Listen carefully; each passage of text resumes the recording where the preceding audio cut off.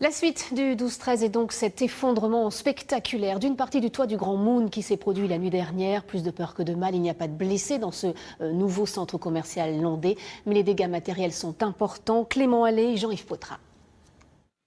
2h30 la nuit dernière, en quelques secondes, 1200 mètres carrés de toit s'effondrent dans la toute nouvelle galerie marchande du centre commercial. Sur place à cette heure-là, les vigiles donnent l'alerte. C'est désolant, c'était un édifice magnifique, mais il n'y a personne de blessé. Donc les dégâts matériels, ça se répare. Donc nous sommes des gens courageux. J'ai une équipe exceptionnelle autour de moi.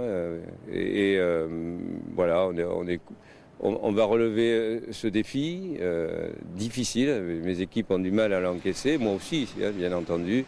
La direction du centre a décidé de fermer l'ensemble de la galerie marchande et ses 50 boutiques, ainsi que l'hypermarché. Près de 700 personnes ne pourront pas travailler aujourd'hui. Un peu perturbé, évidemment. On a été prévenu à 5h30 du matin par la direction et puis on a appelé toutes les équipes pour leur dire qu'on fermait parce qu'il y avait eu des dégâts matériels, pas de blessés, rien, mais des dégâts matériels assez importants. Donc on est un peu perturbé, très honnêtement, très perturbé.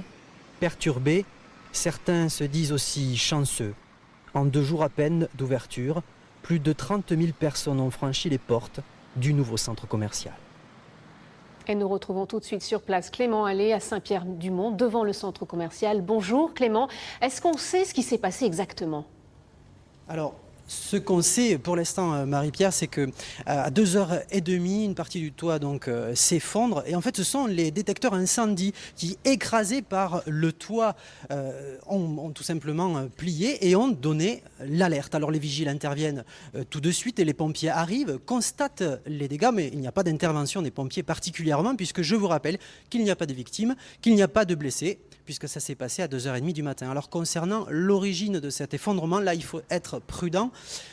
Cet après-midi, à partir de 14h, des experts vont venir et vont avancer petit à petit jusqu'au lieu précis de l'effondrement, parce que jusqu'à présent, personne n'a pu y avoir accès. À l'intérieur, il y a beaucoup d'eau. Le directeur du centre commercial nous précisait ce matin que selon lui, l'origine de l'effondrement serait purement technique. Merci Clément pour toutes ces précisions. L'actualité.